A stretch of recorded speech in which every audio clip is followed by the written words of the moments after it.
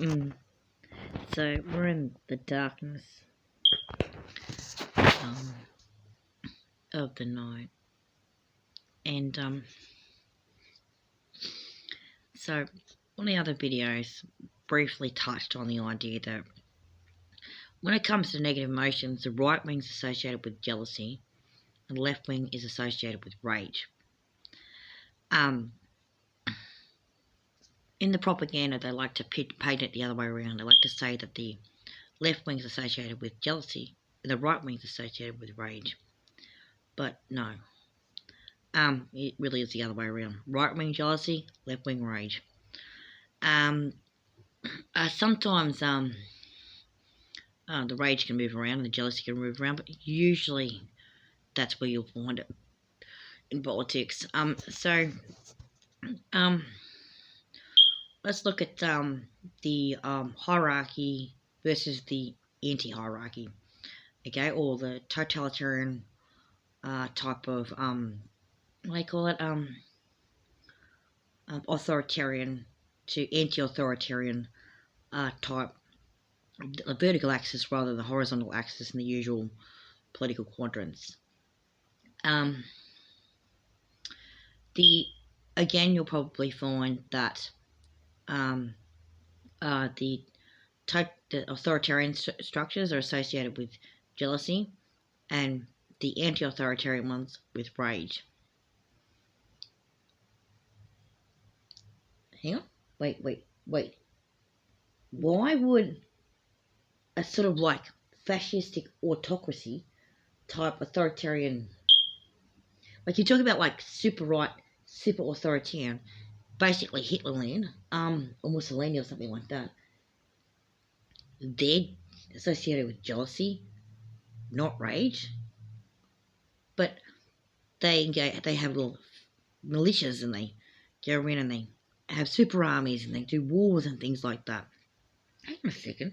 Why would a hyper-militaristic,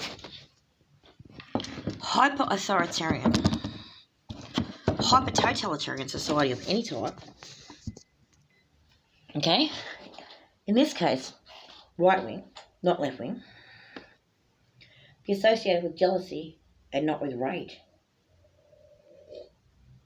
Why would those that support those types of ideas be associated with jealousy rather than rage? Well, the answer is quite interesting. Freud, for all his faults, did make a quip about Nazis that rings true today. It's something about going to the potty.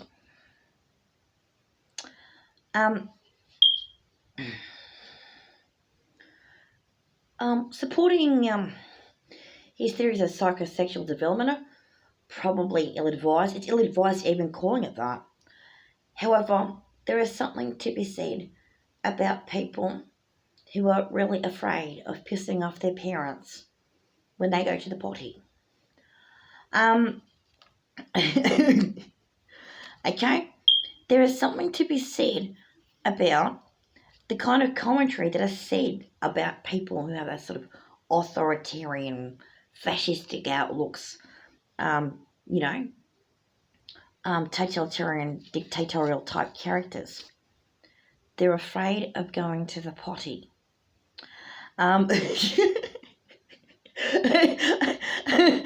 Okay. When they were being potty trained, their parents said, "You're stupid, hold it in, don't do it that way," and were really controlling of them going to the potty.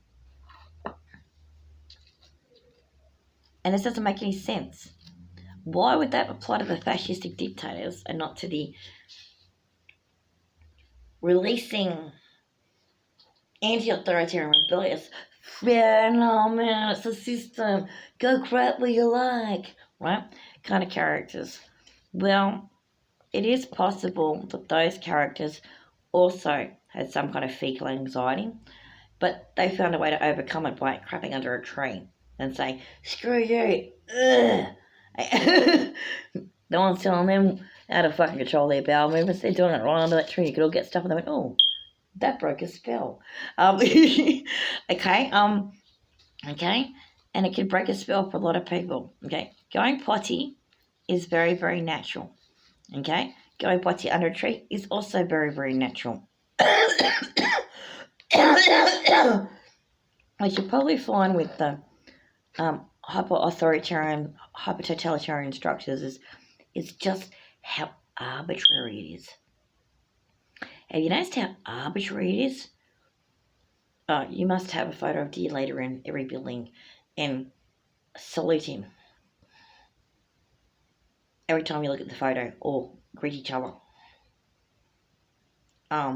There's uniforms and there's celebrating dear leader's birthday, and there's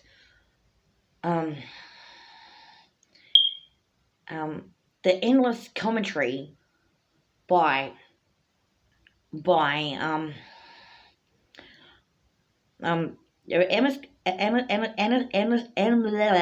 endless commentary by people that their dictators are acting like toddlers tucking tantrums.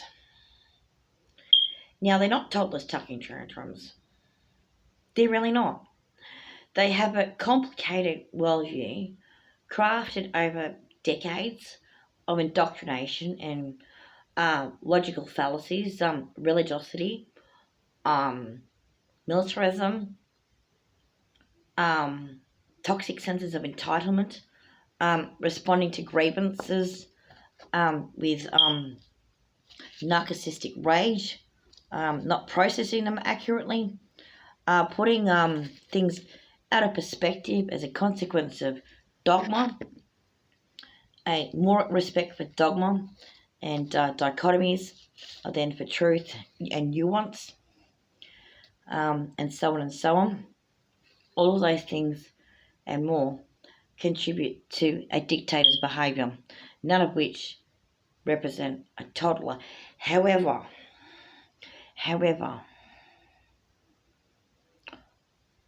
what you probably notice is that they are uptight and they're taking it out on other people, and what they really need to do is crap under a tree.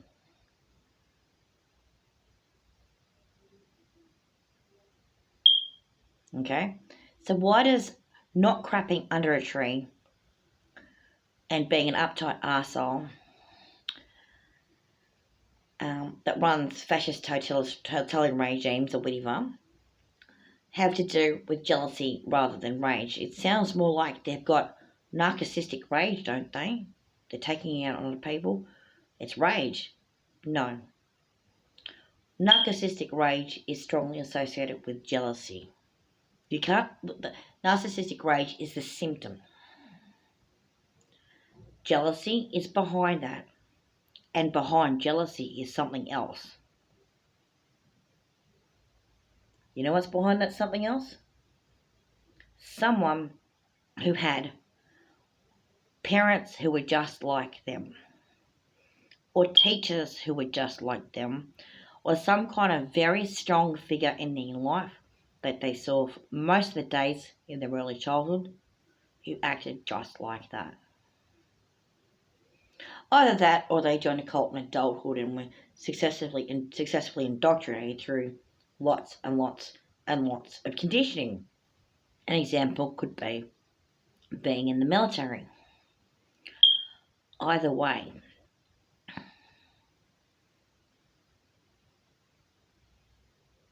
what looks like jealousy in the left wing is actually rage, and what looks like rage in the right wing is actually jealousy. How about everyone just goes take a crap under a tree and stop taking all the arseholes so seriously? Your arsehole isn't that fucking important. There isn't any arsehole who's fucking important, mate. Every arsehole is full of fucking shit. Black, white and brindle, rich or fucking poor, old or fucking young. Your arsehole ain't fucking important and it's full of shit. Go on. Go crap under a tree. and leave some leaf cover over it and wash your hands afterwards. But proudly proclaim how free your butt is. Go on. Bet you're afraid to. Bet you're afraid it might be considered public indecency. Bet you're afraid it's uncivilised. Aren't you supposed to be living in a 21st century McMansion with several dunnies? Go on then. You know you want to. You know you want nothing more than to be able to piss up that fucking tree. You know what? You want nothing more than to fucking act like your cock is a fucking hose and you're a fireman and you're putting out a fire on the top bridge. You know you want to be the goose that laid the golden brown egg, okay? And left a present for all of the forest. You know you want to do it. You know you want to proudly go back to all your friends after and say, oh, that was a bit of a stinker, don't go over there. Because you get to be the good guy that warns them to not go over there and step in it, but you also get to be the troll that lets them know what you just did. Oh, you know, don't you? You know every time you lay a eggy, stinky fart in a kitchen and you come out to the living room and you say, oh, don't go in there for a minute, the window's open. You know you're telling them that because you want their noses to pay attention to this thing because you want everyone to smell your shit. And that's why we have magazines. That's why we have YouTube. That's why we have mass media. Because you haven't crapped under a tree for a while. Have a great day.